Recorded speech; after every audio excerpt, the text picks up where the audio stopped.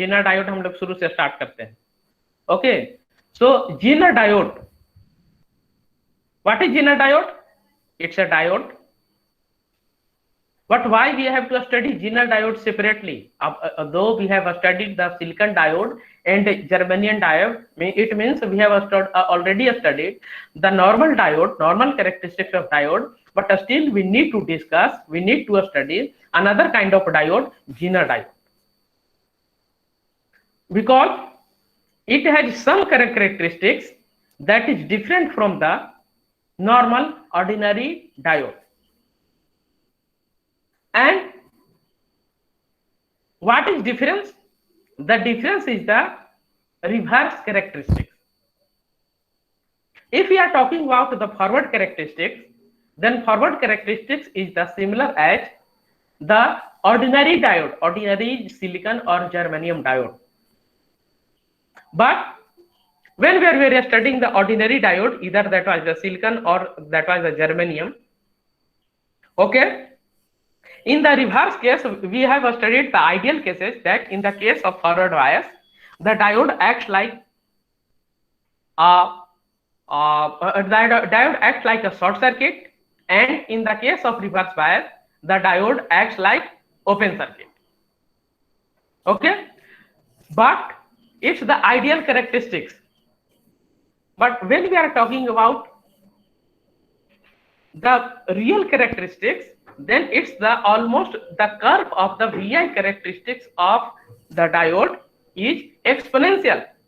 Means with increase of voltage in initial period, starting में क्या होता है कि इसका वोल्टेज इंक्रीज करने के साथ करंट स्लो इंक्रीज करता है, लेकिन एक पॉइंट आता है and that point is known as the knee point, and that particular voltage is known as the knee voltage. उस नी वोल्टेज के बाद क्या होता है कि इसके करंट में एक्सपोनेंशियल राइज होता है, काफी तेजी से. थोड़ा सा हम लोग वोल्टेज चेंज करेंगे, लेकिन जो करंट होगा वो काफी तेजी से राइज होगा. ठीक है, so that was the characteristics of the forward characteristics of any ordinary diode.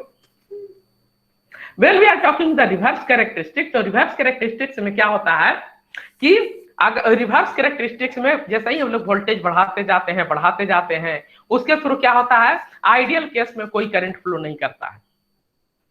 Real case में क्या होता है कि करंट तो फ्लो करता है, लेकिन उस करंट का वैल्यू क्या होता है कि काफी कम होता है. That is known as the leakage current, and that current is due to the minority carrier. उसके बाद फिर क्या होता है कि जो करेक्ट, उसके बाद एक पॉइंट आता है, वहां पे जाकर के डायोड का क्या हो जाता है, ब्रेकडाउन हो जाता है. क्यों? ज्यादा वोल्टेज बढ़ा देते हैं, वहां पे डायोड के जो जंक्शन है वो क्या हो जाता है, ब्रेक कर जाता है. और उसके बाद क्या होता है कि ब्रेक करने के बाद जो वोल्टेज होता है वो क्या होता है कि वोल्टेज थोड़ा सा बढ़ाने पे फिर से क्या होता है कि काफी तेजी से क्या होता है कि करंट क्या करता है, राइज करता है. ठीक है, तो इसके में ठीक है, काफी तेजी से राइज करता है, लेकिन अगर उस केस में भी देखें तो ऐसा होता है कि कहीं ना कहीं कर्व जो होता है, वो कर्व का नेचर होता है, वो कैसा होता है कि कर्व का जो नेचर होता है वो क्या होता है कि एक्सपोनेंशियल होता है. तो एक्सपोनेंशियल होता है, तो उसमें तो मींस जैसे जैसे वोल्टेज हम लोग बढ़ाते हैं तो वोल्टेज के बाद करंट भी क्या होता है कि तेजी से बढ़ता है. लेकिन एक अगर हम लोग चाहें कि इमीडिएट एकदम शार्प इंक्रीज चाहें, तो शार्प इंक्रीज के केस में क्या होता है, वो नहीं होता है. तब जब शार्प, लेकिन हमारे केस में क्या हो सकता है कि अगर नॉर्मल हम लोग हाउस होल्ड एप्लीकेशन की बात करें, तो हाउस होल्ड एप्लीकेशन में जितने भी इलेक्ट्रिकल अप्लायंसेज हैं, इलेक्ट्रिकल और इलेक्ट्रॉनिक्स अप्लायंसेज हैं, वो क्या होता है कि एक कांस्टेंट वोल्टेज पे अगर उनको रन किया जाए, तो वो कांस्टेंट वोल्टेज पे रन किया जाने पे वो क्या होते हैं कि वो अच्छे तरीके से ऑपरेट होंगे. अगर ज्यादा वोल्टेज फ्लक्चुएशन होता है तो वो क्या हो जाता है कि वो इधर इलेक्ट्रिकल अप्लायंसेज और द इलेक्ट्रॉनिक्स अप्लायंसेज वो क्या हो जाते हैं, डैमेज हो जाते हैं, उनकी लाइफ क्या हो जाती है, कम हो जाती है. यही कारण है कि जब भी हम लोग करते हैं कि स्पेशली फ्रिज खरीदते हैं, जो भी थोड़ा महंगा होता है, एसी खरीदते हैं, तो उसमें आवाज कट रही है. आवाज कट रही है. Okay. No sir.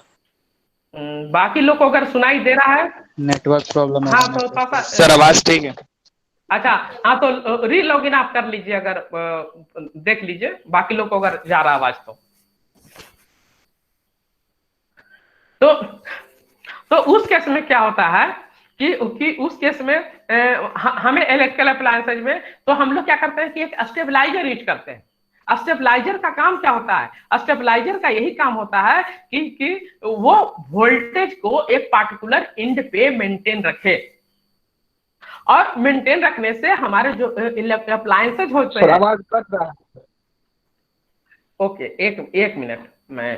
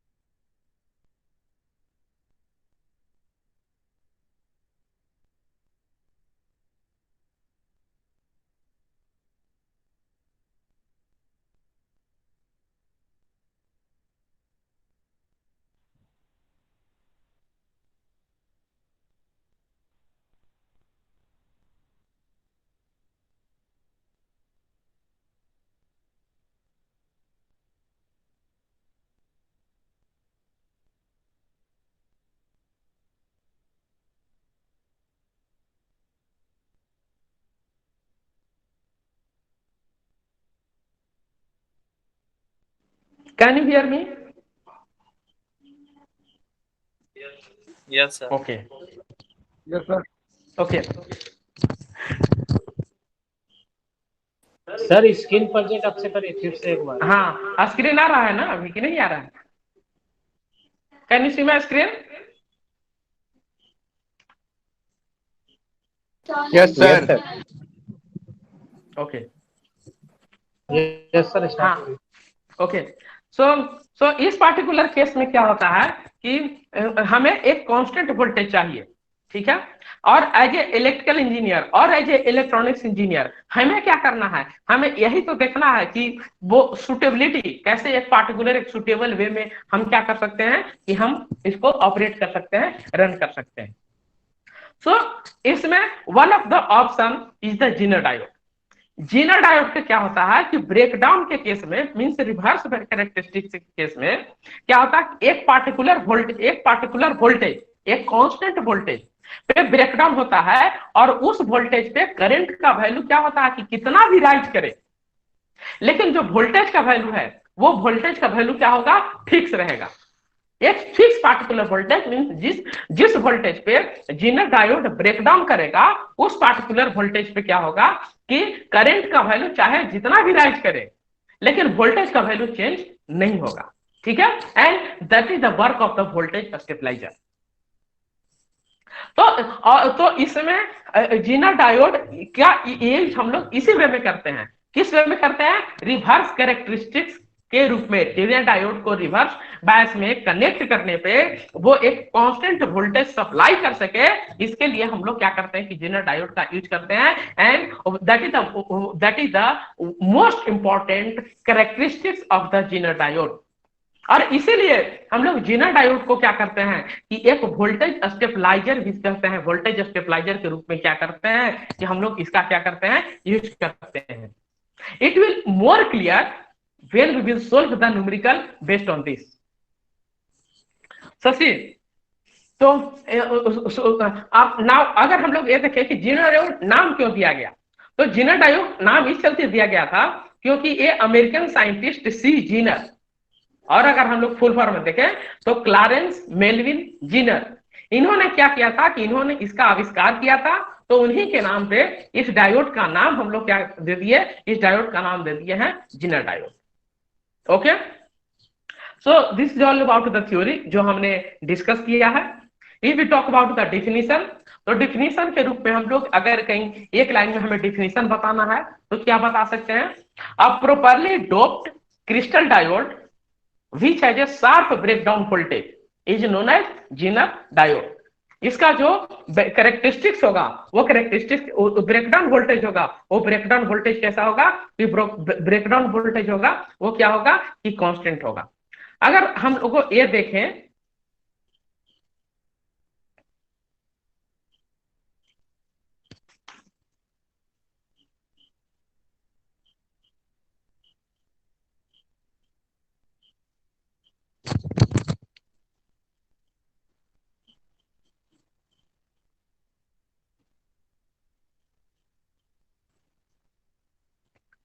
Can you see this figure? Yes तो सर। हाँ, तो इसमें देखिए, यस सर। ओके, सो इसमें क्या हो रहा है कि फॉरवर्ड कैरेक्टरिस्टिक्स, देखिए जो फॉरवर्ड कैरेक्टरिस्टिक्स हो रहा है तो forward characteristics similar like the ordinary diode. इसमें क्या हो रहा है, एक आ रहा है ऐसे करके यहाँ पे कर्व बनाते हुए राइज कर रहा है। रिवर्स कैरेक्टरिस्टिक्स की बात करें तो रिवर्स कैरेक्टरिस्टिक्स में क्या आ रहा है कि जैसे जैसे हम लोग वोल्टेज इंक्रीज कर रहे हैं रिवर्स डायरेक्शन में, एक पार्टिकुलर पॉइंट वीजेड, वीजेड क्या होगा कि वैसा वोल्टेज जिसपे जिनर डायोड का क्या होता है ब्रेकडाउन होता है, उस वोल्टेज पे क्या हो रहा है कि एकदम से शार्प क्या हो रहा है कि करंट का राइज हो रहा है। ठीक है, उसमें कोई भी क्या है कि ऐसा नहीं है कि कर्व में अगर हम लोग करें कि कर्व है तो कर्व में कोई स्लोप कितना है, तो पूरा का पूरा क्या है कि 90 डिग्री का स्लोप है। इसको में कुछ क्या है कि हम लोग ओमिक कैरेक्टरिस्टिक्स कहते हैं। ओमिक कैरेक्टरिस्टिक्स क्या होता है कि V equal to I R means एक linearization rise of the current with respect to voltage in linear way is known as the ohmic characteristic. तो यहाँ पे क्या करता है कि एक ओमिक कैरेक्टरिस्टिक्स को फॉलो नहीं कर रहा है, बल्कि जैसे ही एक, हाँ ठीक है यहाँ पे ब्रेकडाउन में थोड़ा सा तो होगा ही, ठीक है, लेकिन एक बार जब ब्रेकडाउन हो गया उसके बाद हम लोग वोल्टेज उस सेम वोल्टेज पे वोल्टेज इंक्रीज ही नहीं कर सकते हैं, उसी सेम वोल्टेज पे क्या होगा कि करंट का वैल्यू इंक्रीज कर रहा है। तो हमारा जो इलेक्ट्रिकल अप्लायंसेज है वो इलेक्ट्रिकल अप्लायंस चाहे वोल्टेज कम ड्रॉ करे, सॉरी करंट कम ड्रॉ करे या ज्यादा ड्रॉ करे, लेकिन जो वोल्टेज का वैल्यू होगा वो वोल्टेज का वैल्यू क्या होगा एक फिक्स रहेगा, इससे ज्यादा हम लोग वोल्टेज को इंक्रीज ही नहीं कर सकते हैं, and that is the voltage stabiliser. So these are all the characteristics of the zener diode. ठीक है, ये देखिए जहां भी देखिए तो रिवर्स बायस में क्या है कि एकदम फुल्ली स्ट्रेट लाइन है। अगर हम लोग कैरेक्टरिस्टिक्स की बात करें तो कैरेक्टरिस्टिक्स जिनर सॉरी सिंबल की बात करें तो ये देखिए यहाँ पे क्या है कि anode cathode means that is the positive side and that is the negative side. Ordinary diode के केस में क्या होता था कि एंड पे एक लाइनिंग रहता था, लाइनिंग के साथ साथ क्या हुआ कि यहाँ पे क्या होगा कि लाइनिंग के साथ साथ यहाँ पे एक हम लोग थोड़ा जेड शेप का बना देते हैं, बाकी सारा सिंबल शेप रहेगा। ठीक है, hence the name is the zener diode नाम है इसलिए जेड शेप से बना देते हैं। सो this is the symbol of the zener diode. It may be possible, not may be possible, but in the most of the cases, ठीक है, आपको ये मेंशन नहीं रह सकता है कि इन द फिगर या किसी प्रॉब्लम में कि जिनर डायोड हम लोग यूज कर रहे हैं, लेकिन अगर उसमें सिंबल ऐसा बनाया हुआ है तो सिंबल से आप लोग को खुद से इंटरप्रेट करना है कि हम लोग जो कर रहे हैं वो क्या है, कि हम लोग जो यूज कर रहे हैं वो क्या है जिनर डायोड। ठीक है, so now see this about the symbol. Now some important points about the Zener diode, and that important points, the key points will help you to solve the numerical, and that will help you to use the Zener diode in different situations। हम इसको कैसे handle करें, कोई भी design हम लोग circuit design करने जा रहे हैं। सो और इसमें अगर करेक्ट थोड़ा सा और इससे पहले की बात करें इसके मैंने कि ऐसा होता कैसे है, तो इसमें क्या होता है कि डोपिंग हम लोग डिस्कस किए थे फर्स्ट क्लास में। तो डोपिंग के केस में क्या है कि जो अगर डायोड में थोड़ा सा डोपिंग का अमाउंट हम लोग इंक्रीज कर दें, तो इंक्रीज करने से वो क्या हो जाता है कि वो जीनल कैरेक्टरिस्टिक्स में कन्वर्ट कर जाता है। सो अगर नॉर्मल केस की अगर हम लोग बात करें कि डोपिंग का टर्म्स में एनालिसिस अगर करना है, तो zener diode have more amount of doping in comparison to the ordinary diode. So because of देखिए, because of high temperature and current capability, silicon is usually prefer to manufacture zener diode. ठीक है, ये क्या हुआ कि हम लोग जो ऑर्डिनरी डायोड यूज कर रहे हैं उसमें हम लोग सिलिकॉन भी कर सकते हैं, जर्मेनियम भी यूज कर सकते हैं। ठीक है, लेकिन हम लोग इसमें क्या करते हैं कि सिलिकॉन को प्रेफर नहीं, सॉरी जर्मेनियम को प्रेफर नहीं करते हैं, बल्कि सिलिकॉन को प्रेफर करते हैं। क्यों? क्योंकि इसका टेम्परेचर जो सस्टेनेबिलिटी होता है वो हाई होता है, और करंट कैपेबिलिटी आप लोग देख ही रहे हैं कि करंट अमाउंट इंक्रीज कर सकता है, फिर भी क्या होगा कि करंट का जो लिमिटेशन है, जो करंट का रेटिंग है, that is much more in comparison to the ordinary diode. ठीक है, और ऐसे भी अगर नॉर्मल हम लोग जर्मेनियम और सिलिकॉन की बात करें, तो उस केस में भी, ऑर्डिनरी डायोड के केस में भी जर्मेनियम के कंपेरिजन में सिलिकॉन क्या होता है कि ज्यादा प्रेफरेबल होता है। ठीक है, सो point, basically a PN junction with little increase in doping levels. Next point, always operated under reverse bias. Always operated means what? It doesn't mean कि हम लोग इसको फॉरवर्ड बायस में ऑपरेट नहीं कर सकते हैं, फॉरवर्ड बायस में भी इसको ऑपरेट कर सकते हैं, लेकिन अगर हम लोग फॉरवर्ड बायस में यूज करेंगे तो इसका क्या होगा कि characteristic that is similar as the ordinary diode. So why we will go for Zener diode? We will not go for original diode unless and until we get an unique characteristic and another added advantage is associated with this. ठीक है, but जहां भी अगर ऐसा case आ रहा है कि हमें डायोड यूज करना है, फॉरवर्ड बायस में हमें यूज करना है, हमारे पास वो ऑर्डिनरी डायोड नहीं है, तो हम लोग जेनर डायोड का यूज कर सकते हैं। Next point, when forward bias it will work as a normal diode. Forward bias के केस में ये क्या होता है कि नॉर्मल डायोड की तरह काम करता है। Next, popularly known as constant voltage device. Constant voltage device, we have started the introduction of zener diode that it acts like a voltage stabilizer. Next point, major application is as a voltage regulator circuit. इसका major application क्या है? Major application है voltage regulator circuit की तरह। तो voltage regulator means same as a voltage stabiliser. Voltage को क्या करेगा? रेगुलेट करेगा, पर्टिकुलर पॉइंट पे आने देगा। Next, Zener diode is commercially available with breakdown voltage in the range of 2.5 volt to 300 volt. अभी देखिए, हमने स्टार्टिंग में जब स्टार्टिंग क्लास किया था तो उसमें कहा था कि जो भी इलेक्ट्रॉनिक्स डिवाइसेज है उसका हम लोग क्या करते हैं कि generally 10 volt, 20 volt, 30 volt maximum करते हैं। तो अगर ऑर्डिनरी डायोड को जब तक को हम लोग यूज क्या कर सकते हैं कि वेरी हाई वोल्टेज पे नहीं कर सकते हैं, जब तक कि हम लोग इसको क्या करें कि हम लोग पावर डायोड एक अलग चीज होता है, वो पावर डायोड मतलब पावर एप्लीकेशन के लिए हमें यूज कर सकता है। लेकिन इसको में हमें जो हाउस होल्ड सप्लाई हमारे पास होता है, तो हाउस होल्ड सप्लाई हमारे पास होता है, तो उसमें क्या होता है कि हाउस होल्ड सप्लाई में हमें 10 वोल्ट और 20 वोल्ट से काम नहीं चलता है। हमारे पास जो सिंगल फेज वोल्टेज आता है उसका वैल्यू कितना होता है? 230 वोल्ट होता है। तो इसमें हम क्या कर सकते हैं कि जीनर डायोड के पास एक फ्लेक्सिबिलिटी है हमारे पास कि इसका जो ब्रेकडाउन वोल्टेज कितना से कितना तक हो सकता है। तो इसका ब्रेकडाउन वोल्टेज 2.5 वोल्ट से लेकर के 300 वोल्ट तक हो सकता है।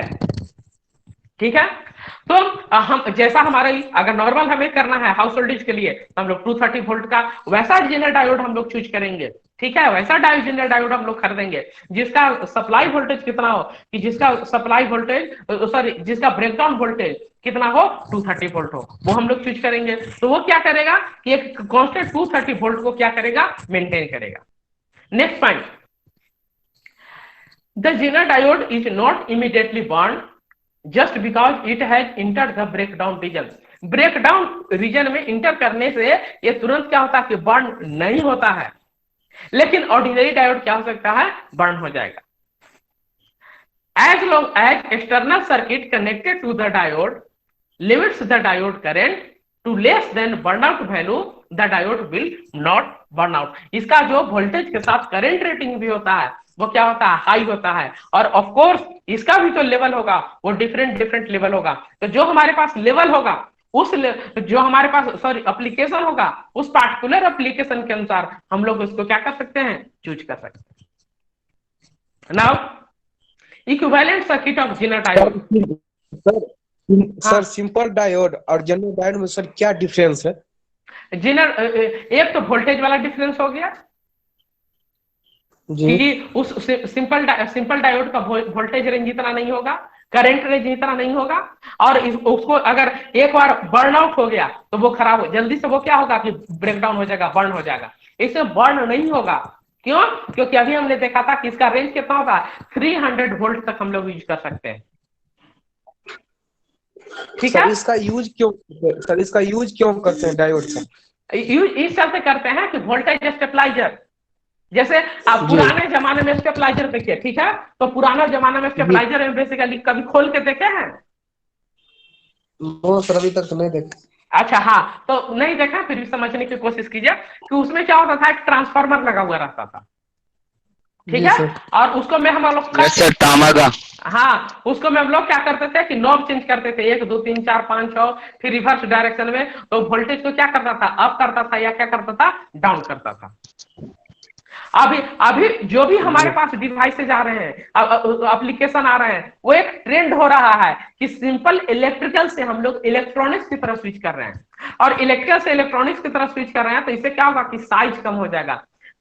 कभी पुराना स्टेबलाइजर उठा के देखिएगा, काफी भारी रहता है, और उसमें बहुत सारे कंपोनेंट वो ज्यादा रहेगा। इसमें क्या होगा, डायोड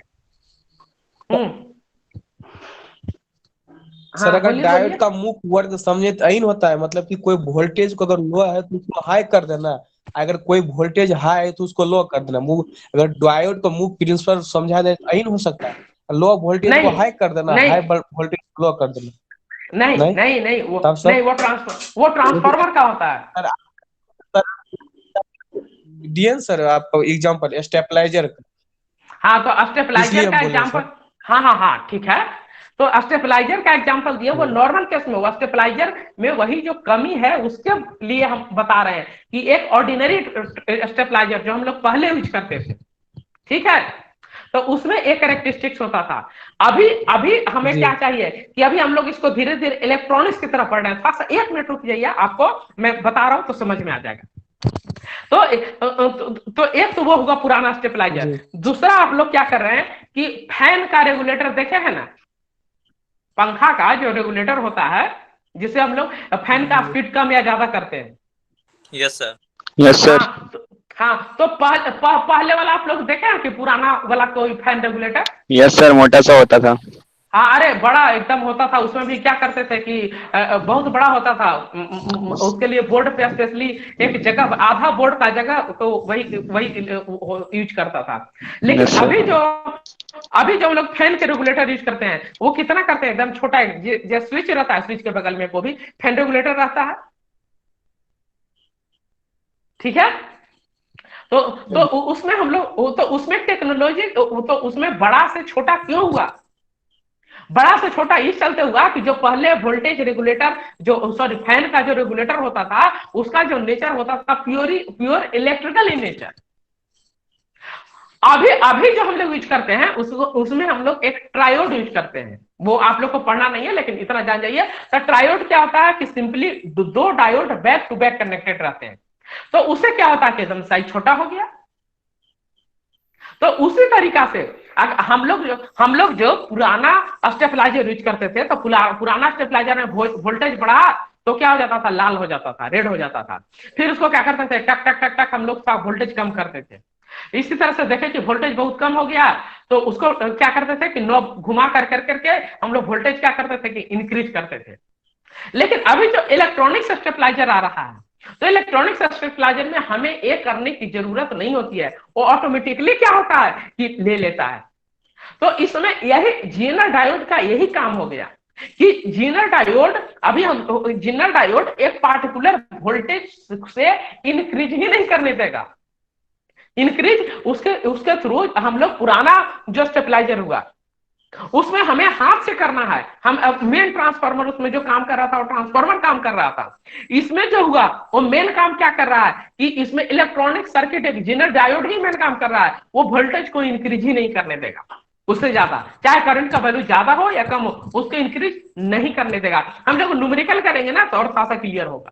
ठीक है, और अगर वोल्टेज का एक कम हो जाता है तो कम हो जाएगा तो जीनर डायोड ऑफ हो जाएगा। ठीक है, लेकिन यह जो होता था कि टक टक टक हम लोग जो इंक्रीज या डिक्रीज करते थे वो हमारा इसमें करने की जरूरत नहीं है। हम लोग थोड़ा सा अच्छा यहां तक समझे, बाकी तो न्यूमेरिकल से क्लियर होगा।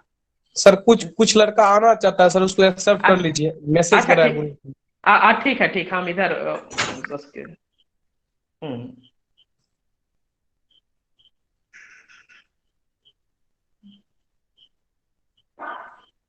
अभी कोई नहीं दिख रहा, फिर से उसको बोलिए तो।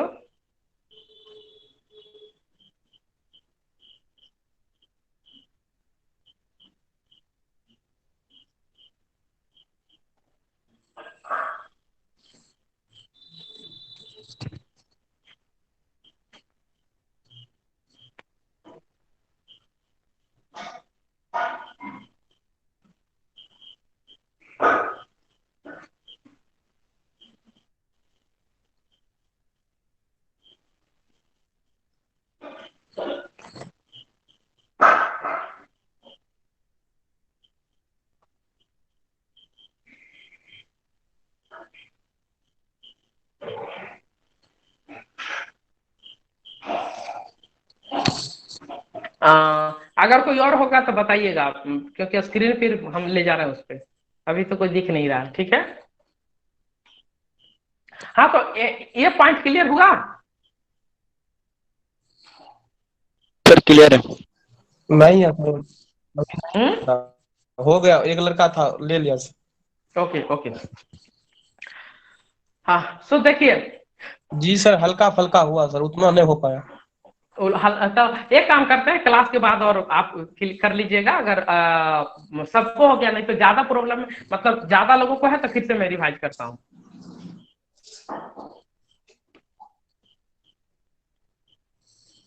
या चले ना न्यूमेरिकल करते हैं, न्यूमेरिकल के बाद फिर भी प्रॉब्लम होगा तो हम लोग डिस्कस कर लेंगे। ठीक है, तो देखिए इक्विवेलेंट सर्किट की अगर हम लोग बात करें कि equivalent circuit of Zener diode, तो दो केस हो सकता है। एक क्या हो सकता है, ऑन स्टेट। ऑन स्टेट मतलब Zener diode breakdown voltage. Sir आगे बताइए सर, समझ जाएंगे। अच्छा ठीक है, हाँ तो ऑन स्टेट में क्या होगा कि ऑन स्टेट की बात करें तो ये देखिए, ये क्या है कि फिगर में देखिए कि यह क्या है कि वोल्टेज सप्लाई है। ठीक है, वोल्टेज सप्लाई है, उसके बाद फिर यहाँ पे क्या है कि पैरेलल में जीनर डायोड लगाया गया। अब जब पैरेलल में जीनर डायोड लगाया गया है, ठीक है, तो इसमें क्या करेगा कि सिंपली जीनर डायोड की जितनी भी रेटिंग होगी, ठीक है, वो रेटिंग या स्पेसिफिक, वो रेटिंग क्या होगा कि स्पेसिफिकेशन शीट पे मेंशन रहेगा कि इसका ब्रेकडाउन वोल्टेज इतना है। ठीक है, तो जीनर डायोड सिंपली क्या करेगा कि बैटरी की तरह काम करेगा। अगर हम लोग बैटरी की बात करें तो बैटरी क्या होता है कि बैटरी एक कांस्टेंट वोल्टेज पे करंट सप्लाई करता है। ठीक है, जो भी वोल्टेज, जितना भी वोल्टेज है वो फिक्स है, उस फिक्स वोल्टेज है, वो वोल्टेज फिक्स रहेगा, उसी के अकॉर्डिंग क्या होगा कि करंट इंक्रीज करे, या फिर कहें कि करंट तो लोड पे डिपेंड करता है। तो लोड या तो करंट को कम ड्रॉ करे या करंट को क्या करे, ज्यादा ड्रॉ करे। लेकिन बैटरी क्या करता है कि जिस टर्मिनल के क्रॉस बैटरी लगाया जाता है उस टर्मिनल पे वोल्टेज को क्या करता है कि मेंटेन करता है। कितना मेंटेन करता है, जितना कि उस बैटरी का रेटिंग होगा। तो ऑन स्टेट में Zener diode will act like a battery. Of state की बात करें तो ऑफ स्टेट क्या होगा कि जब ऑन ही नहीं हुआ है, तो ऑन ही नहीं हुआ है तो वो क्या करेगा, एक ओपन सर्किट की तरह काम करेगा। यहाँ पे देखिए जैसे ही लगा कि ओपन सर्किट हो गया, इसके थ्रू क्या हो रहा है कि कोई भी करंट फ्लो नहीं हो रहा। ठीक है, अब ऑन स्टेट कब होगा, जब अब सप्लाई वोल्टेज है, the if that should be greater than equal to VJ. जो जिनर डायोड का ब्रेकडाउन वोल्टेज है उससे ग्रेटर देन इक्वल अगर हो जाएगा supply voltage, then the zener diode will be in on state. वही अगर उससे क्या हो रहा है कि सप्लाई वोल्टेज से कम हो जा रहा है, ठीक है, तो जब कम हो जा रहा है तो क्या होगा कि कम हो जाएगा, तो जितना सॉरी सप्लाई जितना जिनर डायोड का रेटिंग है उससे अगर हम लोग सप्लाई वोल्टेज कम दे रहे हैं तो वो क्या होगा, जिनर डायोड ऑन ही नहीं होगा। So that is the condition for the voltage application condition for the Zener diode। और उस पार्टिकुलर केस में जो Zener diode होगा वो क्या होगा कि ओपन सर्किट मतलब समझ जाइए, जैसे यहाँ पे क्या है कि समझते होंगे ओपन सर्किट क्या है कि यहाँ पे कुछ जुड़ा हुआ नहीं है, तार क्या है कि खुला हुआ है, ठीक है। अभी हम लोग डिस्कस किए कि Zener diode as voltage stabiliser, ठीक है, इसको पढ़ लेते हैं एक बार, हम लोग डिस्कसिंग कर चुके हैं। A Zener diode can be used as a voltage regulator। समझाइएगा सर। क्या सर कट गया था कनेक्ट, सर पीछे वाला जरा सर फ्यूज बताइएगा, ऑफ सर ऑन वाला सर एकाएक कनेक्ट हो गया था, डिस्कनेक्ट हो गया था सर। अच्छा हाँ ठीक है ये वाला जी सर जी। हाँ जैसे देखिए जब ऑन है, ऑन कहने का मतलब Zener डायोड ऑन कब होगा, जब सप्लाई वोल्टेज का वैल्यू Zener डायोड के ब्रेकडाउन वोल्टेज से ज्यादा होगा। Zener डायोड को का जो सब ब्रेकडाउन वोल्टेज वो क्या कहेगा, स्पेसिफाई रहेगा उसके स्पेसिफिकेशन शीट पे कि इसका ब्रेकडाउन वोल्टेज कितना है, उससे अगर ज्यादा हो गया तो क्या होगा, Zener डायोड ऑन होगा। जब ऑन होगा तो Zener डायोड कैसा एक्ट करेगा, it will act like a simple battery. Battery का क्या काम है कि जिस भी टर्मिनल के क्रॉस हम लोग बैटरी को क्या करते हैं कि लगाते हैं, तो उसके क्रॉस क्या होता है कि वोल्टेज मेंटेन करता है। कितना मेंटेन करता है, जितना बैटरी का वोल्टेज रहता है। चाहे करंट चाहे लोड जो है वो करंट को कम ड्रॉ करे या करंट को क्या करे, ज्यादा ड्रॉ करे, लेकिन एक वोल्टेज को क्या करेगा, मेंटेन रखेगा, ठीक है। ऑफ स्टेट कब होगा, जब हम लोग सप्लाई वोल्टेज दे रहे हैं उसका वैल्यू जो Zener डायोड का ब्रेकडाउन वोल्टेज है उससे कम हो गया, तो Zener डायोड ऑन ही नहीं होगा। ऑन नहीं होगा तो क्या करेगा, it's act like a open circuit, जैसा इस फिगर में इंडिकेटेड है। अब चलिए Zener diode as voltage stabiliser हम लोग पढ़ चुके हैं, पढ़े नहीं है, डिस्कस किया है, उसी चीज का है। A Zener diode can be used as अगर सर Zener डायोड बहुत ज्यादा सर, हाँ तो आवाज आपकी कट रही है, फिर से बोलिए तो। हेलो सर Zener डायोड के वैल्यू से अगर बहुत ज्यादा वोल्टेज हम अप्लाई सप्लाई कर दिए तब क्या होगा।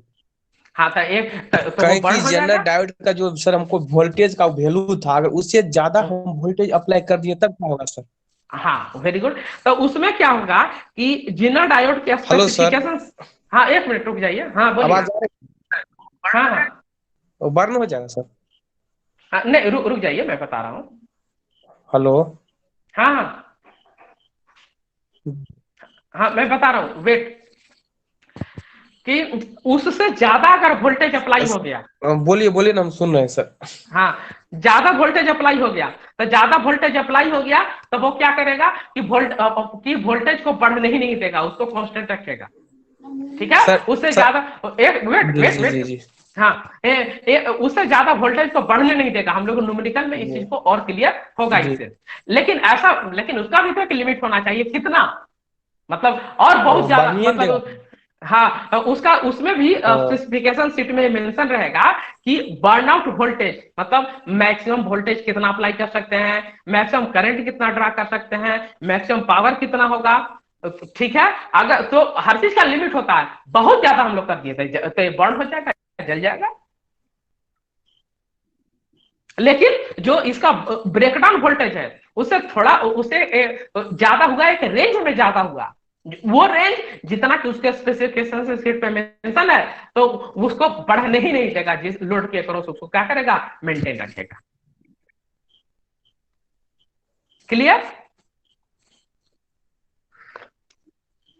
क्लियर है कि नहीं, बोलिए। अच्छा ठीक है, हम लोग न्यूमेरिकल में यही तो करेंगे, हाँ न्यूमेरिकल में यही तो करेंगे कि देखेंगे कैसे कैसे कंडीशन क्या होता है। जी सर क्लियर है सर। तो Zener diode as voltage clear है स्टेबलाइज, क्लियर है sir. a Zener diode can be used as a ठीक है सर ठीक। voltage regulator to provide a constant voltage from a source whose voltage may vary over sufficient range. ठीक है। in the circuit below, the Zener diode is reverse connected across the load RL, across which constant output is desired. The series resistance are, चलिए पढ़ते हैं, पढ़ने की बात नहीं है, पहले समझने की चीज है। फिगर देख रहे हैं, इस फिगर में क्या है कि एक लोड रेसिस्टेंस है RL। जी सर। तो लोड रेसिस्टेंस है यहाँ। रुक जाइए, इसको करने के बाद फिर हम लोग कंफ्यूजन डिस्कस होगा, रुक जाइए। तो यहाँ पे लोड है, वो लोड मीन्स क्या कि आप लोग मैकेनिकल इंजीनियरिंग के स्टूडेंट हैं, तो उसमें क्या होता है, मैकेनिकल में लोड क्या होता है कि कितना टॉर्क चाहिए, ठीक है, तो वो होता है मैकेनिकल लोड। इलेक्ट्रिकल के लोड में के केस में लोड क्या होता है कि रेसिस्टेंस हो गया, कैपेसिटर हो गया, इंडक्टर हो गया, या ये जो इन तीनों का कॉम्बिनेशन हो गया, दैट इज अ लोड। ठीक है, हम लोग क्या कर सकते हैं कि तीनों में कोई कॉम्बिनेशन लोड ले सकते हैं, RLC ले सकते हैं, RC ले सकते हैं, LC ले सकते हैं, RL ले सकते हैं, ठीक है, या केवल कैपेसिटर ले, केवल इंडक्टर ले, या केवल रेसिस्टेंस ले। लेकिन सिंप्लिसिटी के लिए, क्योंकि हमें अभी जो पढ़ना है वो सर्किट के स्पेसिफिकेशन के बारे में ज्यादा पढ़ना है, समझना है, तो सिंप्लिसिटी के लिए हम लोग क्या करते हैं कि एक रेसिस्टिव लोड नहीं लेते हैं इसको, क्योंकि सर्किट समझने में ये क्या होता है, सुविधा होता है, ये सबसे इजी नेचर का लोड होता है। ऐसे अगर हम लोग बात करें लोड की, तो घर में जो भी है, बल्ब एक लोड है, फैन एक लोड है, CFL लोड है, आज फ्रिज एक लोड है, AC क्या है, लोड है, किचन का मिक्सर है, वो क्या है, लोड है। लोड क्यों? क्योंकि जो भी इक्विपमेंट इलेक्ट्रिकल पावर को, इलेक्ट्रिकल एनर्जी को कंज्यूम करता है, so that is the load. ठीक है, तो यहां पे हमने सिंप्लिसिटी के लिए रेसिस्टिव लोड एक ले लिया है। उसके पैरेलल में क्या किया है कि उसके पैरेलल में हमने जीनर डायोड कनेक्ट किया है। जीनर डायोड उसके पैरेलल में क्यों कनेक्ट किया? क्योंकि हमारा मकसद क्या है कि जो रेसिस्टिव लोड RL है, इसके अक्रॉस वोल्टेज को कांस्टेंट रखा जाए, इसके अक्रॉस वोल्टेज को मेंटेन करना है, ये हमारा मकसद है। अब वो फ्रिज हुआ, AC हो गया, कुछ भी इसके जगह पे आप लगा करके देख लीजिए। अब देखिए इसके साथ में क्या है कि एक सप्लाई वोल्टेज क्या है, VI, जो इनपुट वोल्टेज दे रहे हैं, साथ में क्या कर रहे हैं कि सीरीज रेसिस्टेंस हम लोग क्या कर रहे हैं कि R कनेक्ट कर रहे हैं। सीरीज रेसिस्टेंस R कनेक्ट कर रहे हैं, इसका भी एक बड़ा रोल होता है। वो रोल ये होता है कि जो भी वोल्टेज फ्लक्चुएशन होता है उसको क्या करता है कि इसको ये एब्जॉर्ब करता है। अब कैसे एब्जॉर्ब करता है वो हमें क्या करना है, यही देखना है, यही हमें समझने की बात है। तो समझने की बात है, तो हम लोग फर्स्ट केस ले सकते हैं कि फर्स्ट केस क्या हो सकता है कि now two case can be happen. ठीक है, पहला केस क्या हो सकता है कि जो इनपुट वोल्टेज है वो इनपुट वोल्टेज एकाएक क्या हो जाए, बढ़ जाए।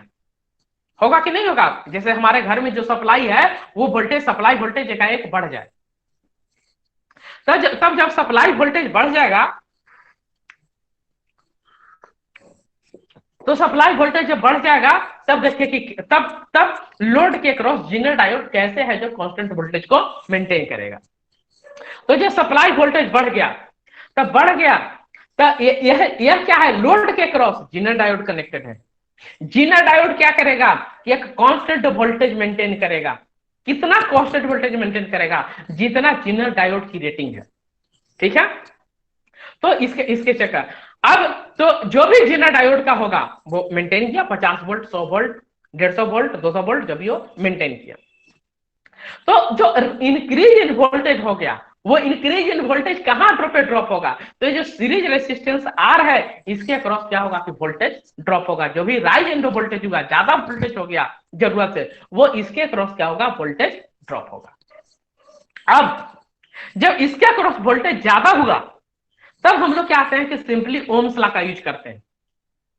तो ओम्स लॉ का यूज करेंगे तो इसके क्रॉस क्या होगा कि ज्यादा होगा, तो इसके क्रॉस ड्रॉप भी है वो क्या होगा, सॉरी ड्रॉप ज्यादा होगा, तो V equal to I R का वैल्यू फिक्स, V का वैल्यू इंक्रीज, तो करंट का वैल्यू राइज करेगा of course, V equal to I R constant, so V so I so I directly proportional to V।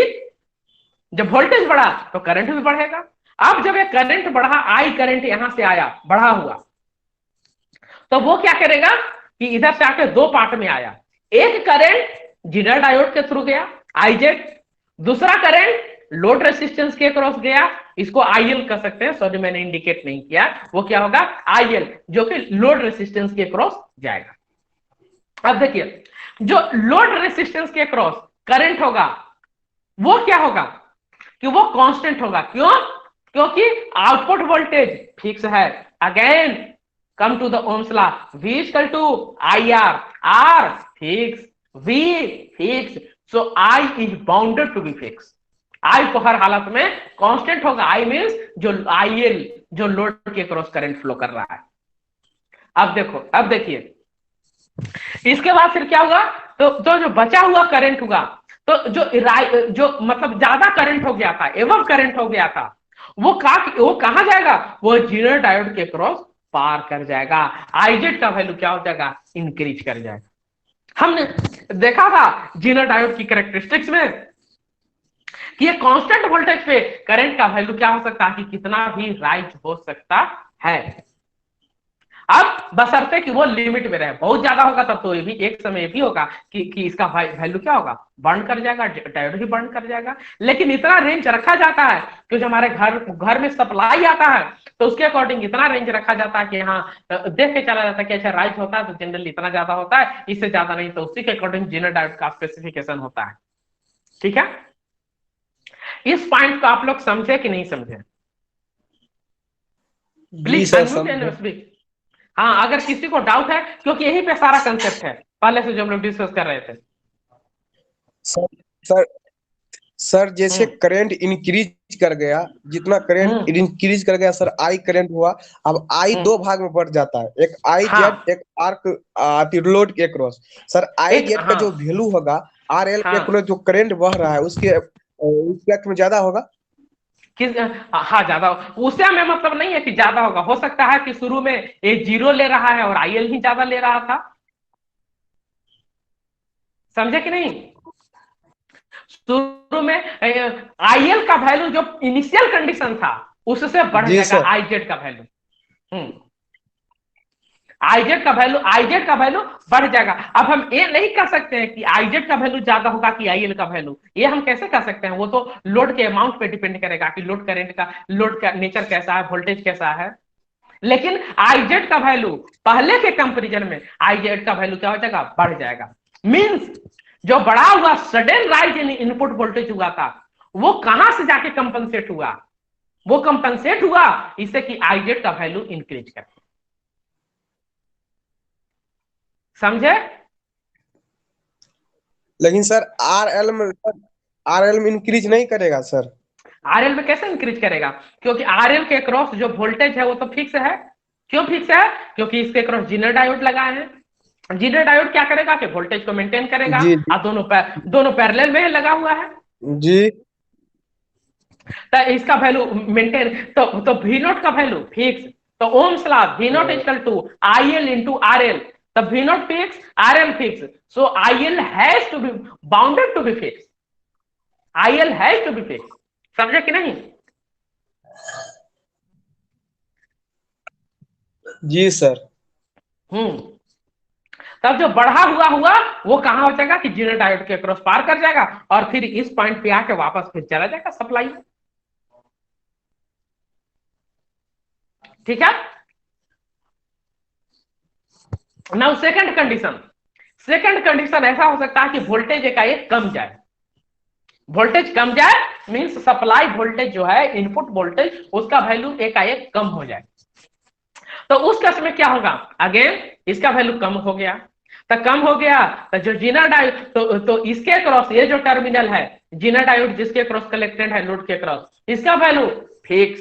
क्यों fix? क्योंकि Zener diode लगा हुआ है, वो वोल्टेज को फिक्स रखेगा। तो फिर कहां से कम हुआ?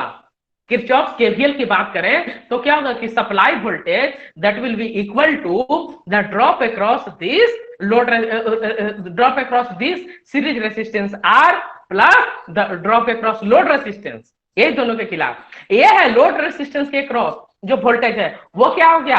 फिक्स हो गया। तो जो बचा हुआ है जो जो कम हुआ वोल्टेज वो कहां पे हुआ? यहाँ पे आर के क्रॉस है जो वैल्यू है वो क्या हुआ? कम हो जाएगा। जब आर के क्रॉस वोल्टेज ड्रॉप क्या हुआ? कम हो गया। अगेन कम सर आवाज नहीं आ रही है। आवाज नहीं आ रही है? आ रही है सर। देखिए ना, आप री लॉगिन कर लीजिए। Hello sir. हाँ हाँ hello.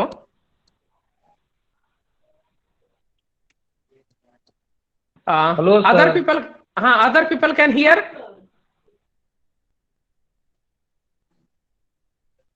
Yes sir.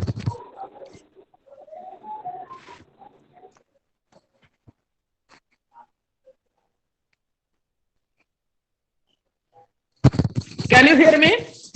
Hello sir. हाँ can you hear me? Yes sir. हाँ तो देखिए री लॉगिन कीजिए ना, क्योंकि कुछ लोग को तो जा रही है आवाज।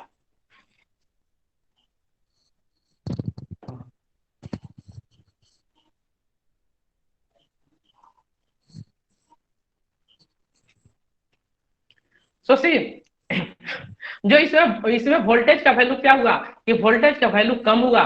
तब वोल्टेज का वैल्यू कम हुआ तो इसके cross according to Ohm's law V equal to I R. R का value fix, V decreases, so I decreases.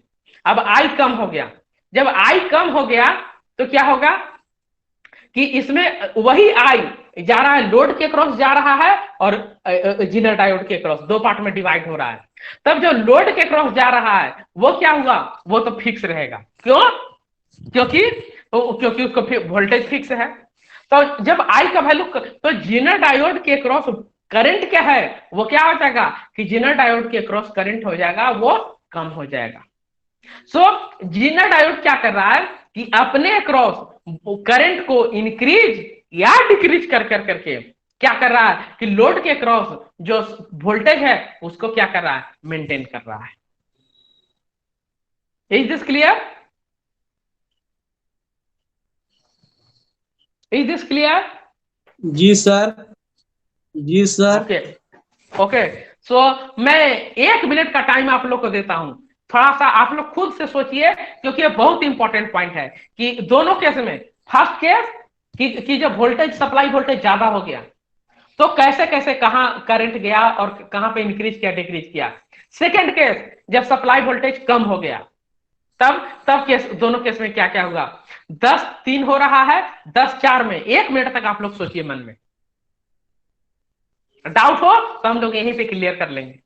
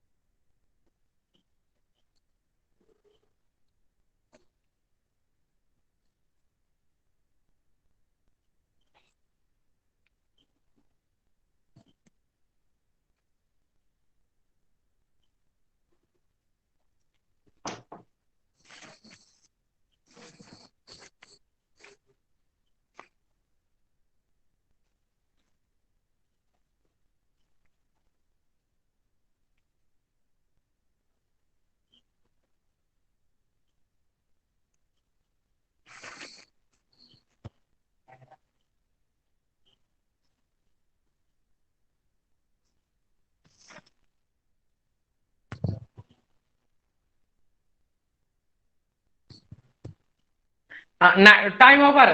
अभी भी किसी को डाउट है तो बोलिए, फिर से मैं डिस्कस करता हूं। No doubt?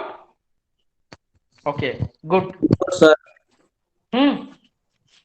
No sir. Okay, good. So same चीज जो डिस्कस की है वही नोट्स के फॉर्म में है. Now the very much important point, numerical, जिससे क्या होगा कि हमारा कंसेप्ट क्लियर होगा. सो न्यूमेरिकल आप लोग नोट डाउन कीजिए, फिगर भी है, और आप लोग 1 मिनट तक सोचिए, या छोड़िए, पहला न्यूमेरिकल मैं बता देता हूं, दूसरा में आप लोग ट्राई कीजिएगा, ठीक है. So the question is, over what range of input voltage will the Zener circuit shown in figure maintain 30 volt across 2000 ohm load. ये जो लोड रेसिस्टेंस है उसका वैल्यू कितना है? 2000 ओम. ठीक है, इसके अक्रॉस कितना मेंटेन करना है? 30 वोल्ट. मीन जेनर डायोड की जो रेटिंग हो गई, वोल्टेज रेटिंग VZ, उसका वैल्यू कितना है? 30 volt. Assuming that series resistance R, ये जो R है सीरीज रेसिस्टेंस, इसका वैल्यू कितना है? 200 ohm. And zener current rating is 25 milli ampere. Zener current rating का मतलब क्या हो गया कि मिनिमम कितना हो सकता है? 0 जीनर डायोड के क्रॉस, मैक्सिमम 25 मिली एम्पियर. 25 मिली एम्पियर से अगर ज्यादा हो जाएगा तो क्या हो जाएगा कि जीनर डायोड बर्न हो जाएगा. मीन्स 25 ही मैक्सिमम हो सकता है. तो हमें ये देखना है. अब देखिए, तो इसमें क्या हुआ कि हमें क्वेश्चन में क्या रहा कि अगर what range of input voltage, means range पूछ रहा है. रेंज पूछने का मतलब क्या होगा कि इनपुट वोल्टेज का मैक्सिमम वैल्यू और मिनिमम वैल्यू हमें मालूम करना. सर लोड का अक्रॉस सर करंट निकाल लेंगे, IZ दिया ही है, दोनों को जोड़ देंगे सर, टोटल करंट हो नहीं जाएगा सर? अच्छा, हाँ रुके ना, पहला न्यूमेरिकल देखिए, फिर हम लोग देखते हैं और न्यूमेरिकल करवाएंगे आप लोगों से ट्राई. ठीक है, तो इसमें देखिए, तो इसमें क्या होगा कि हमें इनपुट वोल्टेज का रेंज निकालना है. मैक्सिमम कितना हम लोग सप्लाई कर सकते हैं, मिनिमम कितना सप्लाई कर सकते हैं. लोड के क्रॉस वोल्टेज कितना मेंटेन करना है? 30 वोल्ट. जीनर डायोड का रेटिंग कितना दिया हुआ है? 25 मिली एम्पियर. 25 मिली एम्पियर दिया हुआ है, इसका मतलब कि जीनर डायोड के अक्रॉस मैक्सिमम करंट कितना होना चाहिए? 25 मिली एम्पियर, उससे ज्यादा नहीं. Of course minimum 0. तो अब देखिए, पहला केस हम लोग करके चलते हैं कि मिनिमम वाला ही लेते हैं कि मिनिमम कितना होना चाहिए. तो सप्लाई वोल्टेज का मिनिमम वैल्यू तब होना चाहिए, कॉमन सेंस की बात है, या जब हम लोग क्या करें कि जीनर डायोड के क्रॉस करंट कितना हो? मिनिमम. क्योंकि बाकी सारा तो फिक्स है. वेरिएशन अभी हम लोग इससे पहले भी डिस्कस किए, तो वेरिएशन कहां आ रहा है? वेरिएशन आ रहा है सिर्फ यही जीनर डायोड के क्रॉस जो करंट फ्लो हो रहा है उसी पे वेरिएशन आ रहा है. ठीक है, अब देखिए, तो पहला केस हम लोग मान के चलते हैं कि जीनर डायोड के क्रॉस जो करंट है वो 0, कोई करंट फ्लो नहीं कर रहा है. ठीक है, तो उस केस में the minimum input voltage will be when IZ equal to 0. जब IZ का वैल्यू 0 है तो उस कंडीशन में क्या होना चाहिए कि देखते हैं कि लोड करंट का कितना वैल्यू होना चाहिए. तो I यहां से चल रहा है, दो पार्ट में डिवाइड हो रहा है, IZ and IL. The value of IZ is 0, hence I equal to IL. So now according अब हम लोग देखेंगे कि KVL की बात हम लोग करेंगे. इसके क्रॉस वोल्टेज कितना है? लोड के क्रॉस 30. तो लोड के क्रॉस 30 है वोल्टेज, और लो तो V0 का value 30. V0 equal to IL into 2000 ohm. Hence the value of IL is V0 divided by 2000 ohm. So V0 का value 30 by 2000 ohm. So value of IL is 15 milli ampere. IL आ गया, IL का value हम लोग find कर लिए इसे. अब यहाँ पे IZ का वैल्यू चूंकि 0 है, hence I equal to IL. अब जब I का वैल्यू फिर कितना आ गया, जो IL का वैल्यू है वो कितना आया? 15 मिली एम्पियर आया. जब I का वैल्यू इतना है और R का वैल्यू यहाँ पे सीरीज रेसिस्टेंस R का वैल्यू कितना दिया हुआ है? 200 ओम दिया हुआ है. Hence The voltage drop across this series resistance 200 ohm is 200 into I, 200 into 15 milliampere. कितना होगा देखिए, इन कि इसका पहले देख लेते हैं, चलिए हम दूसरा में, तो 200 इंटू 15 मिलीएम्पियर। अब जब टोटल वोल्टेज, सप्लाई वोल्टेज अब इधर से आ रहा है तो कितना होगा, total supply voltage that is equal to the voltage drop across this series resistance 200 ohm plus the voltage drop across this load resistance 2000 ओम।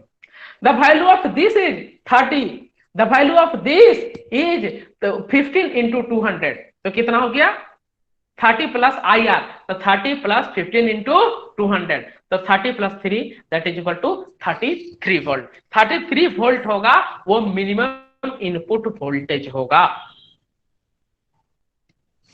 ठीक है, अब देखिए अगर इससे कम हुआ तो जेनर डायोड ऑन ही नहीं होगा। सेकेंड केस मैक्सिमम हमें फाइंड करना है, तो मैक्सिमम के केस में क्या होगा, the maximum input voltage required कब होगा, जब जेनर डायोड के क्रॉस करंट का वैल्यू कितना हो जाएगा, maximum that is 25 milli ampere. Hence I equal to I L plus I Z. I L 15, previous I L का वैल्यू हर हमेशा सेम रहेगा लोड के cross, plus 25 that is equal to 40। So maximum input voltage 30 plus voltage drop across this series resistance R. So 30 plus 40 into 200, that is 30 plus 8 is equal to 38 volt. Hence sir maximum समझाइएगा sir. अच्छा, maximum कब होगा, जब maximum कब होगा कि जब IZ के जब जेनर डायोड के क्रॉस जो करंट फ्लो करेगा उसका वैल्यू कितना होगा, मैक्सिमम होगा। ठीक है, तो यहां पे देखिए आईएल का वैल्यू फिक्स जो पहले आ रहा था, वोल्टेज फिक्स है 30 डिवाइडेड बाय 200, कितना आ रहा, सॉरी 2000, कितना आया 15 मिली एम्पियर। आईजेड का वैल्यू मैक्सिमम 25, तो आई का वैल्यू 15 प्लस 25 40। ठीक है, तब देखिए अब तो टोटल वोल्टेज कितना निकल जाएगा, V I, V I equal to voltage drop across this series resistance R plus this 30 volt across the load, तो कितना हो गया 30 plus I R, 30 plus 14 into 200 that is 30 plus 8 equal to 38 volt. Hence the range of the voltage कितना हो गया, minimum 33, maximum 38। Is this clear? Yes sir. Yes. चलिए next question आप लोग ट्राई कीजिए, ट्राई फिर मैं बताता हूं, 2 मिनट के लिए आप लोग ट्राई कीजिए, 2 या 3 मिनट के लिए। ठीक है, 10-13 हो रहा है, 10-15 तक आप लोग के पास टाइम है, ट्राई कीजिए, फिर मैं बताता हूं। कॉपी कलम लेके बगल में बैठे हैं ना? Yes sir. हाँ तो ट्राई कीजिए तो।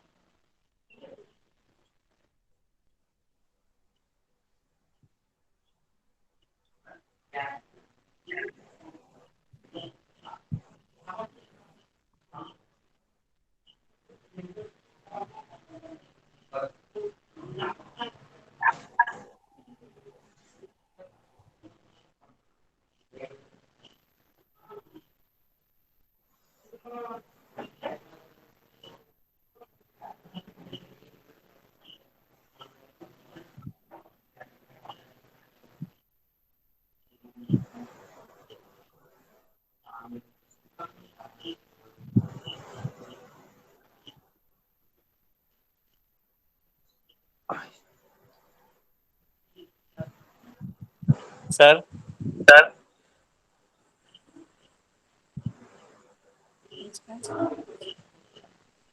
फर्स्ट पार्ट का सर 50 वोल्ट होगा।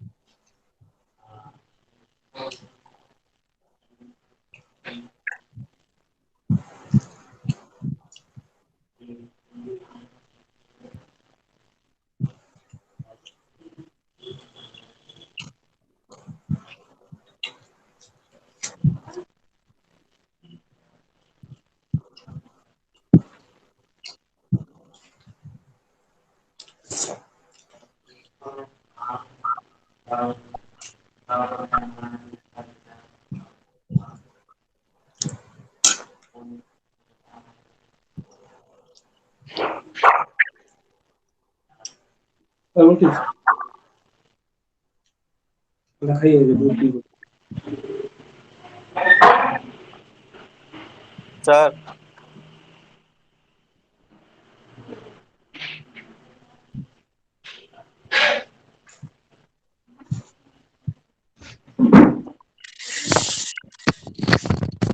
Hello, can you hear me?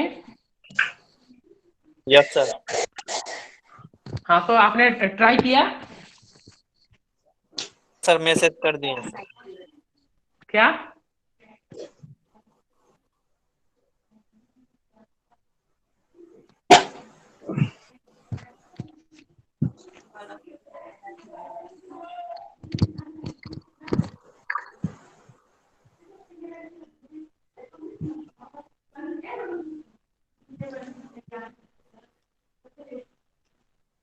Okay, good.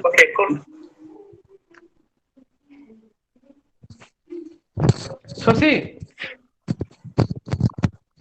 for the circuit shown in figure, find first the output voltage, second the voltage drop across series resistance. Output voltage का मतलब क्या हुआ कि always output voltage की बात हम लोग करते हैं तो लोड के क्रॉस कितना वोल्टेज हुआ वही आउटपुट वोल्टेज होता है। यार लोड कितना है 10 किलो ओम। इसको कैसे पहचान सकते हैं? क्योंकि यहाँ पे आईएल दिया हुआ है, लोड करंट जिसके थ्रू फ्लो कर रहा है वही लोड रेसिस्टेंस होगा। दूसरा ऑप्शन क्या हुआ पहचानने का, अगर ये भी नहीं रहता तो जिसके क्रॉस जीनर डायोड कनेक्टेड है वही क्या हो गया, वही लोड रेसिस्टेंस होगा। तो आउटपुट वोल्टेज मींस इसके क्रॉस लोड के क्रॉस कितना वोल्टेज हुआ।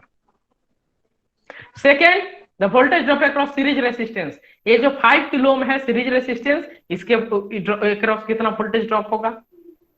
Third the current through zener diode के क्रॉस कितना करंट फ्लो कर रहा है, आईजेड इसका वैल्यू यहाँ पे क्या करना है, फाइंड करना है। Now the first part is the output voltage. Of course इसमें दिमाग लगाने की जरूरत ही नहीं है, यहाँ पे जीनर डायोड के बगल में लिखा हुआ है 50 वोल्ट। 50 वोल्ट इसका मतलब कि जीनर डायोड का जो रेटिंग है वो कितना है 50 वोल्ट। तो लोड के क्रॉस में कितना वोल्टेज हो जाएगा 50 volt. Hence the answer of first part is output voltage is 50 volt.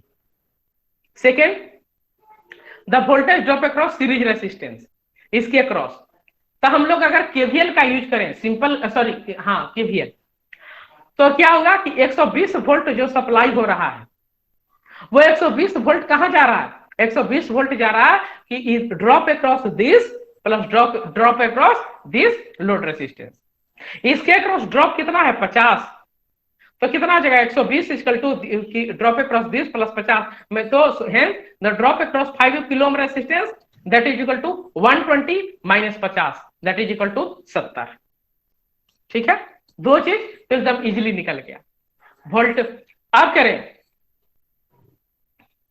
हाँ इसमें एक और टेक्निक हम लोग क्या यूज किए हैं कि वो तो सही है कि हम निकालेंगे कि जीनर डायोड का जीनर करंट का वैल्यू आईजेड हमें फाइंड करना है, तो आईजेड का वैल्यू कितना होगा। तो आईजेड का वैल्यू फाइंड करना होगा, उसके पहले क्या होगा, ये न्यूमेरिकल बहुत अच्छा है, इससे और ज्यादा कंसेप्ट क्लियर होगा कि जीनर डायोड ऑन हो रहा है कि नहीं। ये सबसे पहला कंडीशन हमें क्या करना है, यही चेक करना है। तो जो जीनर डायोड ऑन हो रहा है कि नहीं इसको हम लोग कैसे चेक करेंगे, तो इसको हम लोग ऐसे चेक करेंगे कि देखेंगे कि जब जीनर डायोड नहीं लगा हुआ था तब जीनर डायोड जिस टर्मिनल के क्रॉस कनेक्टेड है point A and point B उसके क्रॉस कितना वोल्टेज है। तो उसके क्रॉस कितना वोल्टेज होगा, when Zener diode was not connected, तो हम लोग क्या करेंगे कि वोल्टेज डिवीजन रूल लगाएंगे, मींस लोड के क्रॉस कितना वोल्टेज आ रहा है। तो कितना हो जाएगा कि 10, देखिए 10 divided by 10 plus 5 total voltage 10 plus 5 into total voltage कितना 120 वोल्ट। इसका वैल्यू कितना आ रहा है 80 वोल्ट। जीनर डायोड का वोल्टेज रेटिंग कितना है 50 वोल्ट। सो यह जो ए और बी के क्रॉस जो अब वोल्टेज आ रहा है means without connecting zener diode the value of dot voltage is greater than the breakdown voltage of Zener diode, hence the Zener diode will on. अब याद रहा था ना जब हम लोग पहले डिस्कस कर रहे थे उसमें समझने कि सर कैसे उससे ज्यादा हो गया तो क्या करेगा। तो जब तक हम लोग जीनर डायोड कनेक्ट नहीं कर रहे थे तब तक लोड के क्रॉस वोल्टेज था 80 वोल्ट, लेकिन अब जीनर डायोड कनेक्ट करने से जीनर डायोड की रेटिंग कितना है 50 वोल्ट, तो ये लोड के क्रॉस कितना करेगा 50 वोल्ट ही मेंटेन करेगा और जीनर डायोड क्या हो जाएगा ऑन होगा। क्यों? क्योंकि इसका voltage 80 volt is greater then the 50 volt, Zener diode on हुआ, इसका मतलब अपना काम करना शुरू। इसका मतलब क्या हुआ कि जो लोड के क्रॉस वोल्टेज है 50 वोल्ट उसको क्या करेगा मेंटेन करेगा। तो सिंस वोल्टेज हाँ आपने समझे जैसे sir total I current total से सर कैसे निकाले? आई करंट बाद में, हाँ आई बाद में आते हैं, अभी आई के मत आइए, पहले ये वाला देखिए ना 2 पॉइंट स्टार्टिंग वाला पॉइंट, क्योंकि इसके थ्रू हम लोग कंसेप्ट समझ रहे हैं न्यूमेरिकल के थ्रू। सर फर्स्ट वाला समझे सर, सेकंड वाला सर? हाँ सेकंड वाला भी आया नहीं है, सेकंड वाला रुक जाइए। तो सर अभी जो ऑन ऑफ केस बता रहे हैं सो हाँ ऑन ऑफ वाला ज्यादा इंपॉर्टेंट है। ऑन ए हो गया कि अगर हम लोग जेनर डायोड नहीं कनेक्ट करते पॉइंट ए और बी के क्रॉस, ठीक है सर जी। तब जो लोड रेसिस्टेंस है उसके क्रॉस कितना वोल्टेज होता है, तो पूरा आई तब निकालने आई भी निकालने की जरूरत नहीं, डायरेक्ट वोल्टेज डिवीजन रूल लगा दीजिए, आई भी निकाल सकते हैं, नो डाउट, आप दोनों मेथड यूज कर सकते हैं जी। हम वैसे भी गुड अपना अप्रोच होता है, वो भी दिक्कत नहीं है। उस केस में हम लोग देख लेते कि केवीएल लगा देते 120 I × 5 प्लस I × 10, क्योंकि दोनों जीनर डायोड कनेक्टेड नहीं तो दोनों सेम हो गया, तो इससे एक I का वैल्यू आ जाता और वो जो उससे जो I का वैल्यू आता उससे हम लोग क्या करते कि 10 किलो ओम को मल्टीप्लाई कर देते, तब voltage drop across load resistance RL निकल जाता। आप यही बोलना चाह रहे हैं ना? जी सर, वो निकल गया, समझ गए सर, आपका भी अप्रोच है। हाँ तो वैसा करें, हम डायरेक्ट वोल्टेज डिवीजन रूल लगा दिए जी सर। तो वोल्टेज डिवीजन रूल के अकॉर्डिंग कितना हो गया 80 वोल्ट हो गया, ठीक है, इसके अक्रॉस वोल्टेज। अब जब 80 वोल्ट हुआ तो अब हम लोग जीनर डायोड लगा दे रहे हैं, ठीक है, जीनर डायोड लगा दिए तो इसका वैल्यू जो 80 वोल्ट है वो जीनर डायोड के वोल्टेज रेटिंग से ज्यादा है, तो ये क्या करेगा जीनर डायोड को ऑन कर देगा। जब जीनर डायोड ऑन हो गया तो अब 80 वोल्टेज नहीं इसके क्रॉस रहेगा, वो क्या करेगा कि 50 वोल्ट लोड के क्रॉस क्या करेगा मेंटेन करेगा। समझ गए? क्लियर? बोलिए। Hello? Yes sir. Yes sir. हाँ तो पहले हम लोग ऑन ऑफ वाला कंडीशन कर लिए कि ऑन हो कि नहीं, ऑन होगा तब तो काम करेगा, जब ऑफ है तब तो फिर वो काम ही नहीं, that act like open circuit, तब तो फिर उसका कोई मतलब ही नहीं रह गया। तो ये किया।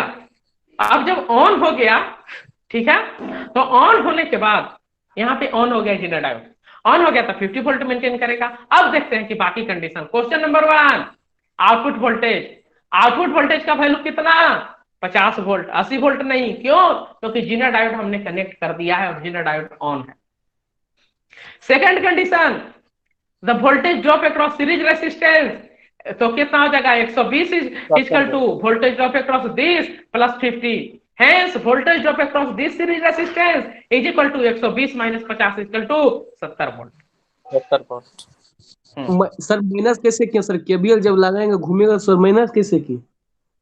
हाँ हम केवीएल भी नहीं लगा, डायरेक्ट ऐसे कॉमन कंसेप्ट का यूज किया कि 120 आया ना तो वो drop across this plus drop across this, ये भी कैसे सर पकड़े ड्रॉप सर? ये वाला सर केस नहीं समझ में आता है। हाँ तो देखिए जैसे जो वोल्टेज अप्लाई किए वो किसी न किसी के क्रॉस टोटल अगर केवीएल करें तो केवीएल स्टार्टिंग में तब करंट वाला है तो ठीक है, लेकिन करंट के पहले वैल्यू भी यही ना होता है कि 120 equal to drop across this plus drop across point A B, यही ना वोल्टेज डिवाइड होगा। जी सर जी। तो ये है 50 आई 120, तो इसके क्रॉस कितना होगा 120 में से 50 को माइनस कर दिया मतलब 120 को टोटल इस ये दोनों के सम की इक्वल कर दी। हाँ हाँ हाँ। ठीक है सर। तीसरा, अब हमें क्या करना है कि लोड करंट का वैल्यू हमें फाइंड करना है। हमें लोड करंट का वैल्यू फाइंड नहीं करना है, हमारा मकसद क्या है, जीनर करंट का वैल्यू फाइंड करना है ना, the current through zener diode. लेकिन the current through zener diode find करने के लिए हमें लोड करंट फाइंड करना है। तो लोड करंट कितना होगा, voltage across load 50 volt divided by load resistance RL 50 divided by 10 kilo ohm 5 milli ampere. So current through R अब कितना हो गया 70। अब हाँ, टोटल सीरीज के क्रॉस देखे, जो सीरीज रेसिस्टेंस R है इसके क्रॉस कितना करंट होगा, तो ये कितना हो रहा था 70 डिवाइडेड बाई 5 कितना हो गया 14 मिली एम्पियर का। ठीक है, ये 14। तो अब KCL अप्लाई कर देंगे कि I equal to IL plus IZ, total I आ रहा था, IZ का वैल्यू हमें फाइंड करना है, hence IZ equal to I minus IL, the value of I 14, the value of IL 5, hence the Zener current का वैल्यू कितना हो गया 9 मिली एम्पियर। समझे इसको? जी सर, बहुत अच्छा समझ गए। हाँ गुड। अतः इसमें एक ये भी कंसेप्ट देखे ना कि जीनर डायोड पहले ऑन कब होगा, वो बाकी कैलकुलेशन छोड़ दीजिए, सबसे इंपॉर्टेंट कंसेप्ट वहां पे है। जीनर डायोड हर हाल में, एक मिनट, जीनर डायोड तभी काम करेगा जब वो ऑन होगा। ऑन होने के लिए जिस टर्मिनल के क्रॉस जीनर डायोड कनेक्ट हुआ है उसके क्रॉस जो वोल्टेज होना चाहिए वो जीनर रेटिंग से ज्यादा होना चाहिए या बराबर, more than equal to 50 volt, तभी ऑन होगा। हाँ बोलिए, तो क्या बोल रहे थे? अगर लेस हो जाए तब सर? तो ऑन ही नहीं होगा, ऑन नहीं होगा तो ये ओपन सर्किट, तो कैलकुलेशन खत्म, फिर वोल्टेज रेगुलेटर की तरह काम नहीं करेगा।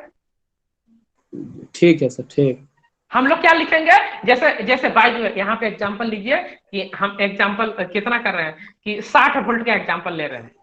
ठीक है, सप्लाई वोल्टेज हम लोग 120 नहीं 60 दे रहे हैं। ठीक है, तो 60 को हम लोग क्या करें कि डिवाइड करेंगे वोल्टेज डिवीजन से, तो कितना हो जाएगा 10 डिवाइडेड बाई 10 प्लस 5 इंटू 60, तो कितना हो जाएगा 40 वोल्ट। 40 वोल्ट आएगा पॉइंट ए और बी के क्रॉस, और पॉइंट ए इसका रेटिंग कितना है 50, हमको ऐसे कितना आ रहा है 40, तो जीनर डायोड ऑन ही नहीं है, तो काम ही नहीं करेगा। सिंपली यहाँ पे कुछ कनेक्टेड नहीं है, ऑफ, ओपन सर्किट है। समझे? बोलिए, समझे ना? Yes sir.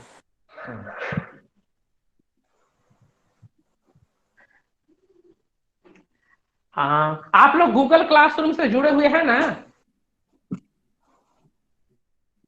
जी sir.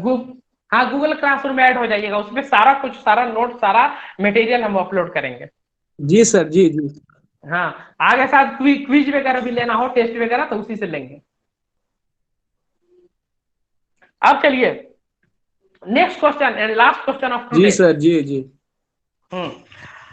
Next question, this question is the last question of today. For the circuit shown in figure, find the maximum and minimum value of Zener diode current. डाल दीजिएगा और college के अच्छा हाँ, डाल देंगे। पासा देखिए ना, वही वहां हम रहना शुरू कर देते हैं ना, है तो बाकी जो भी बचा खुचा काम है वो हम अपलोड कर देंगे। तो ये देखिए, for the circuit shown in figure find the maximum and minimum value of Zener diode current.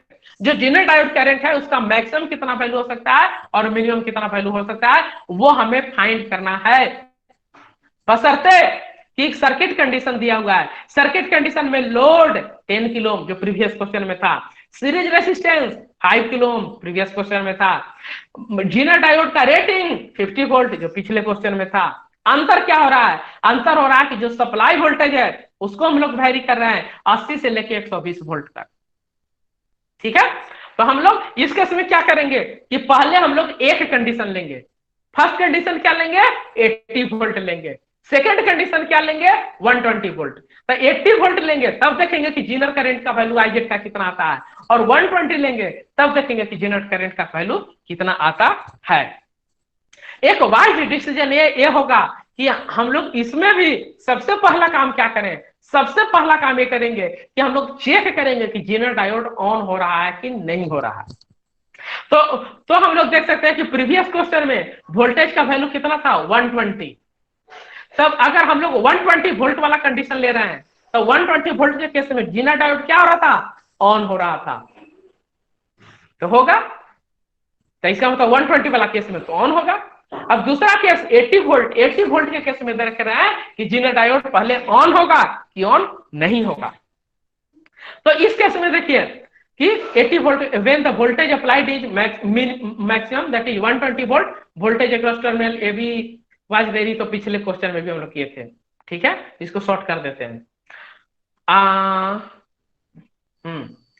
अच्छा चलिए, तो इसमें 80 वोल्ट, ठीक है। और सेकंड कंडीशन हम लोग क्या कर रहे हैं कि सेकंड कंडीशन में जब 80 वोल्ट अप्लाई कर रहे हैं, तो 80 वोल्ट अप्लाई कर रहे हैं तो उस केस में देख रहे हैं कि ऑन हो रहा है कि नहीं, तो उस केस में जो वोल्टेज आ रहा है 53.33 आ रहा है, 50 से थोड़ा ही ज्यादा आ रहा है, लेकिन 50 से ज्यादा आ रहा है, जो जेनर वोल्टेज है उससे थोड़ा सा ही ज्यादा आ रहा है, hence Zener diode will be on. तो चाहे वो 120 वोल्ट का केस हो या 80 वोल्ट का केस हो, दोनों केस में जेनर डायोड ऑन हो रहा है। Zener diode on means Zener diode क्या कर रहा है कि काम करेगा। अब देखिए जब जेनर डायोड ऑन हो रहा है तब तो जो पिछला कंडीशन था, पिछला क्वेश्चन की तरह voltage drop across 5 kilo ohm 120 minus 50 equal to 70, current through 5 kilo ohm 20 divided by 5 kilo ohm 14, load current 5 milli ampere 50 divided by 10 kilo ohm 5 milli ampere. अब केसीएल अप्लाई करेंगे तो जेनर करंट आईजेड का value 14 minus 9 equal to 9 milli ampere. हम लोग last question में यही तो किए थे, सेम का सेम क्वेश्चन था। अब सेकंड कंडीशन देखते हैं, सेकंड कंडीशन के केस में 80 वोल्ट वाला के केस में, तो 80 वोल्ट के केस में ये क्या हो रहा है कि यहां तक हम लोग देख दिए कि जेनर डायोड क्या हो रहा है, ऑन हो रहा है।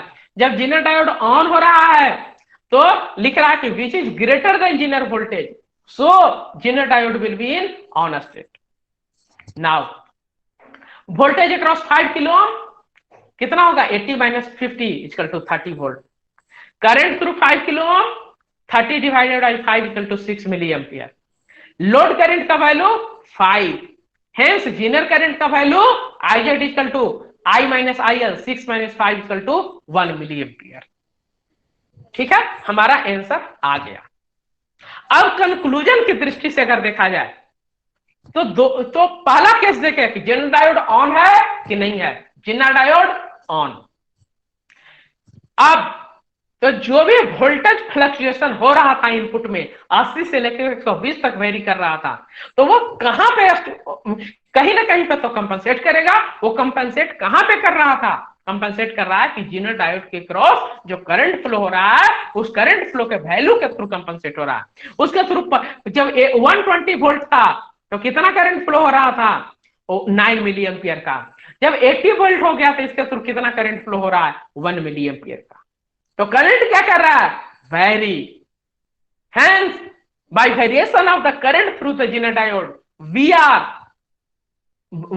we are utilizing zener diode as a voltage regulator. Zener diode voltage regulator, voltage stabiliser की तरह क्या कर रहा है, काम कर रहा है, लोड के थ्रू कांस्टेंट वोल्टेज प्रोवाइड कर रहा है। With this end of the class.